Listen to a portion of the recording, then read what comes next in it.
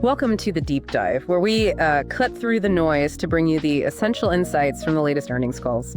Good to be here. Today, we're unpacking Evolution's second quarter 2025 report. And what's really fascinating here, I think, is how this quarter, while showing stable financials, it reveals a company making some, well, pretty bold strategic moves. Yeah, absolutely. It's a dynamic market out there. Right. And management is framing this year not really as their financial peak, but more as a foundational period, laying critical groundwork, they say, for future growth.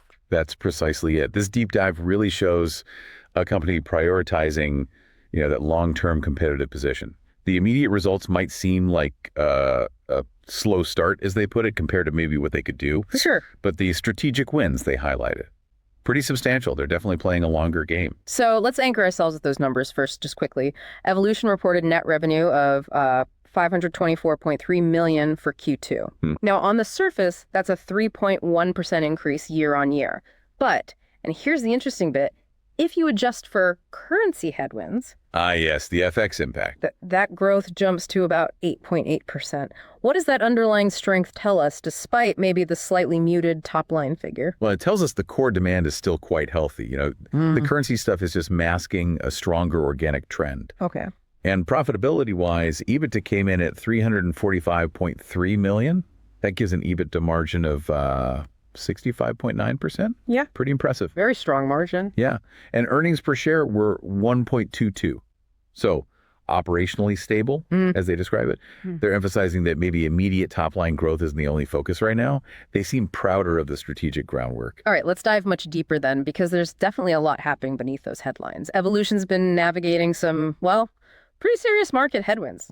First up, this European regulatory ring fencing. Sounds technical, but what's the actual impact? How are they tackling it on the ground? So it's basically their proactive strategy. They're aligning with all the different local regulations across Europe, making sure their games are only offered through locally licensed operators. Which is smart, long term. Exactly. Crucial for sustainability. Yeah. But yeah, short term, it is impacting revenues. Europe saw a 5% quarter-on-quarter decline. Okay. And that's largely due to the full effect of the UK ring fencing kicking in this quarter. Management admits adapting takes time, and the environment's still a bit turbulent. So it's kind of a strategic consolidation, maybe. Pulling back slightly to strengthen the foundation for later. Makes sense. But what's the biggest unknown there? Is there a risk of more regulatory hits, or does this proactive approach help shield them? That's a good question. Management definitely sees this as building a long-term competitive advantage. They think embracing regulation proactively makes them stronger, more defensible. Now, there's always some uncertainty with regulations changing, but this ring fencing aims to kind of reduce future shocks by being compliant right from the start, securing that foundational presence, as you said. I see. And speaking of challenges, they're still battling cybercrime in Asia, right? Specifically, people stealing their video streams. Yes, that's ongoing. Are the countermeasures actually working, or is it just a constant battle? They are definitely making headway. The countermeasures are showing progress enough that Asia actually saw positive 4% quarter-on-quarter growth. Oh, interesting. Despite the theft. Exactly. That's a pretty strong indicator. But they stress, the technical effort is continuous. Protecting their IP is a constant fight, but they are gaining traction. That's crucial for market integrity and, well, trust. Sounds like a really complex operating environment. Let's shift gears slightly. What about their random number generator segment, the RNG side? How did that perform with all this other stuff going on? So RNG revenue saw pretty modest growth, just 0.3% year on year. But, and this is key, this was really impacted by one single exceptionally large payout during the quarter. Ah, a big win for someone. A very big win. So management indicated that if you adjust for that anomaly, the underlying performance was actually quite solid. So it tells you that even with that inherent volatility of huge payouts, the segment's fundamentally stable, maybe even a quiet earner once you filter out that quarterly noise. So they're facing these headwinds, but they're definitely not just sitting back. They're pushing hard on strategic growth. And one of the biggest stories, frankly, a massive differentiator, has to be this new Hasbro partnership. Oh, yeah. That's huge news. How significant is this, really? It's extremely significant. It's a new exclusive global licensing agreement with Hasbro starting January 1st. It lets Evolution develop online content for those iconic Hasbro brands, Monopoly obviously, but others too, across all its gaming portfolios. All of them. So NetEnt, Red Tiger too. Exactly. It builds on the huge success they've already had with Monopoly games. Management sees it as a major milestone, really putting distance between them and competitors. It's leveraging that built-in, universally recognized IP. Very smart. That's a powerful move, tapping into that existing brand loyalty. And it's not just about the content, is it? They're pushing hard to get that content into new markets too. Where are we seeing the most momentum geographically? Absolutely. North America is still a really strong growth engine. Showed 23% year-on-year revenue increase. Wow. The potential for live casino there is just massive. And they back that up with a new partnership with Bally's Corporation in Rhode Island. Okay. Plus, new studios successfully launched in the Philippines, strategically important as Asia's first licensed iGaming jurisdiction, and in Brazil, timed perfectly for its newly regulated market. Right, Brazil's just opened up. Exactly. Latin America saw 3% year-on-year growth overall, and other regions, which is primarily Africa, grew by a robust 20% year-on-year. So it shows real diverse geographical strength, very global footprint being built out. They're clearly planting flags everywhere. What about the product pipeline itself? Are they still churning out new games like crazy or refining things? Oh, the ambition is still incredibly high. They're planning, get this, 110 new game releases for 2025. 110, seriously. Oh, 110, yeah. You wonder if the dev teams ever sleep. Recent launches include things like Super Color Game, First-Person Back Bow, Lightning Back Bow, and they've got highly anticipated titles like Ice Fishing coming. Ice fishing, what's that? They describe it as a speed game show with a money wheel, kind of unlike anything else out there, plus new Dragon Tiger variants later this year. This constant innovation, especially in unique formats, is just key to keeping that edge and keeping players engaged. That's an impressive pace. But are all these investments, new studios, new games, hurting operational efficiency, or are they scaling smartly? Well, despite all the investment, total operating expenses grew 10% year on year, which sounds like a lot. But they were nearly flat quarter on quarter, Okay. which suggests they're making efforts to optimize the resource mix, find cost-efficient solutions across the board. Headcount grew about 5.2% year on year, but they expect the new studios, once they're fully ramped up, to actually contribute to greater efficiency down the line. So it looks like proactive cost management, even while expanding aggressively. Good to see. And a quick check on the Galaxy acquisition. That was big news. Still on track. Yep, progressing well. Expected to close in the second half of 2025. They don't anticipate any significant regulatory hurdles. Okay. And that'll expand their footprint further, especially in sports betting tech, adding another string to their bow. All right, let's talk financial health and capital allocation. What's the picture there? Are they still throwing off a lot of cash? They absolutely are. Total CapEx for the quarter was $33 million, keeping them on track for their full-year target of $140 million. Operating cash flow after investments was $192.3 million. Now, they did note that Q2 is typically a bit weaker for cash flow because of seasonal tax payment. Right, timing effect. Exactly. And this quarter, it was also compounded by an unusually high buildup of working capital, basically cash temporarily tied up because of invoicing and payment timings. They stressed it's a normal ebb and flow, not a structural problem, and they expect it to normalize next quarter.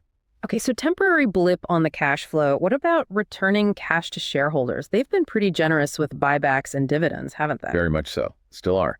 They ended the quarter with $55.3 million in cash, even after significant capital returns. Share buybacks continued. They spent $65.4 million repurchasing 1.1 million shares in Q2. Okay. That brings the total for the first half of the year to nearly $220 million used for buybacks for 3.2 million shares. And on top of that, $572.5 million paid out in cash dividends. Wow. So yeah, almost $800 million returned to shareholders just in the first half of 2025. That signals pretty strong confidence in their cash generation and future prospects, especially while they're also investing so heavily in growth. Definitely sends a message. So putting it all together, what's the outlook? What's the guidance from management? Are they sticking to their guns? Absolutely sticking to their guns. The full-year EBITDA margin guidance, unchanged. Yeah. Still targeting 66-68%. Okay. And management firmly believes the second half of 2025 will be stronger than the first half. They keep calling 2025 a foundational year, essential for long-term growth, increasing that competitive distance through readiness and products, even if it's not their financially best year ever. Right. The focus is clearly on building for the future, not just maximizing every single quarter's numbers. What's really illuminating here then is that this quarter isn't about some explosive short-term growth number. It's about Evolution making a very deliberate strategic choice. Prioritizing the long-term competitive position. They're explicitly investing in proactive compliance, aggressive IP protection, major global expansion. Exactly. These moves are all designed to solidify their leadership as the whole online gaming industry matures and gets more regulated. The signals from management are loud and clear, really. Yeah. They're confident these short-term headwinds, the ring fencing impact, the cybercrime stuff, will dissipate or normalize. And that will let the underlying strength from the new studios, the product innovation, the expanding regulated markets, that'll drive stronger performance later this year and beyond. And the huge capital returns just underline that confidence, right? Absolutely. It reinforces their conviction in the cash generation and the future prospects. Okay. And now, for our not financial advice segment, let's play a game. What's a bold, maybe slightly outrageous, but plausible trade idea that really leans into this whole strategic narrative we've been discussing? All right, here's one for you. Consider a paired trade. Go long Evolution. Okay. While simultaneously shorting a, let's say, less agile, more legacy online gaming operator, someone perhaps stuck in older ways. Interesting. Okay, unpack the rationale there. Why that specific pairing? Well, the rationale is exactly what we've been talking about. Evolution is explicitly investing heavily in compliance, expanding into these newly regulated high-potential markets like Brazil, the Philippines, fighting IP theft hard. Building that moat. Exactly, building a deep, defensible moat. Just like management says, they're increasing distance to our competitors, both in terms of readiness and in terms of products. Right.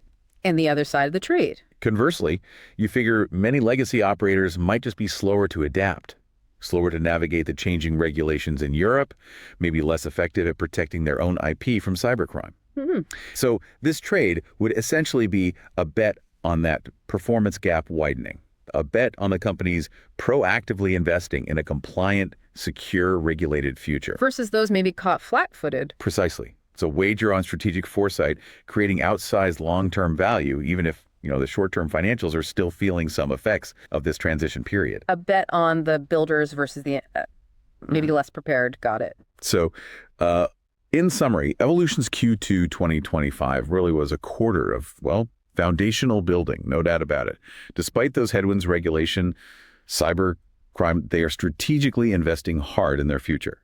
Proactive compliance, innovative products, big global expansion into regulated markets. Yeah, the message from management couldn't be clearer, really. 2025 is about strengthening that competitive edge, laying the groundwork for long-term growth, not necessarily maximizing the immediate financial figures. Spot on. And just a reminder to everyone listening, this content is purely for informational purposes. It should absolutely not be considered financial advice. Always do your own thorough research or chat with a financial advisor before making any investment decisions. Definitely. But we do encourage you to think about how these strategic moves by Evolution might reshape the whole competitive landscape in online gaming. What stands out to you about their approach to navigating these choppy waters? Maybe, what lessons could other companies facing similar headwinds take from Evolution's playbook here? Something to mull over.